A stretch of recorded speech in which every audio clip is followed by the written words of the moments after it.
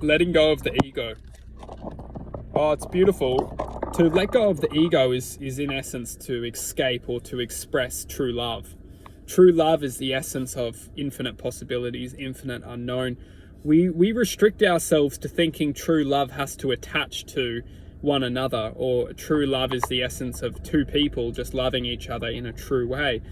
True love goes far more deeper. It goes into truth. And the truth of true love is in essence the combination of expression with purpose, expressing with purpose. And that is why we think that true love is the combination of two people, but all they're doing is expressing purpose, and maybe their purpose is to grow with each other and to love with each other, and that is why we think that this is true love. But it goes far more deeper when you actually go deeper into it. It's the expression of purpose with truth, or the expression of purpose with a sense of determination, of focus.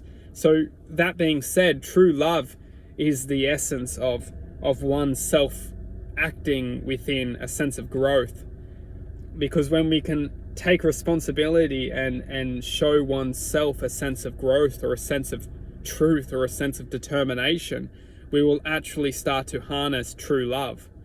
And true love being the essence of truth and love combined. That's why we call it true love.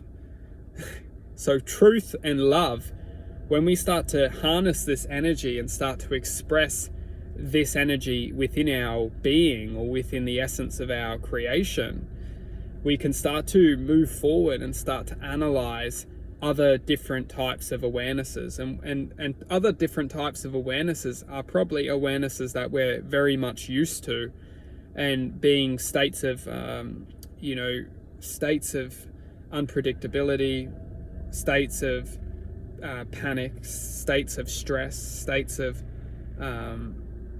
self-torture.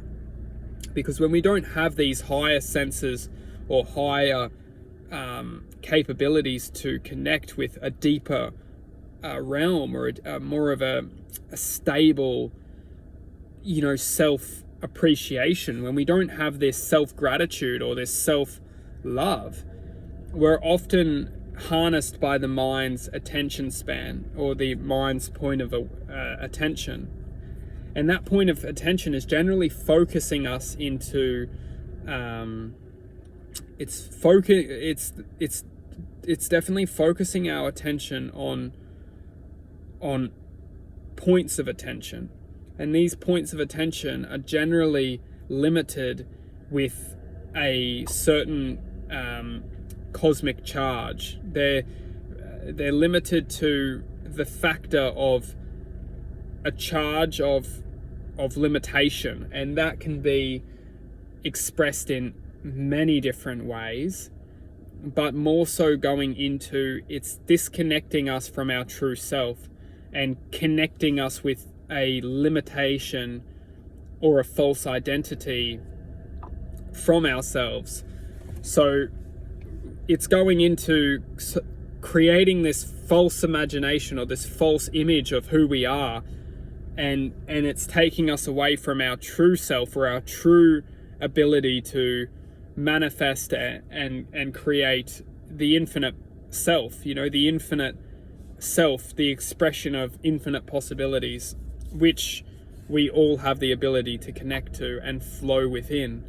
And when we're limited, we're generally not just limited, but we also have this false identity that is keeping us from connecting to that infinite possibility. And this false identity is done through the mind's programming.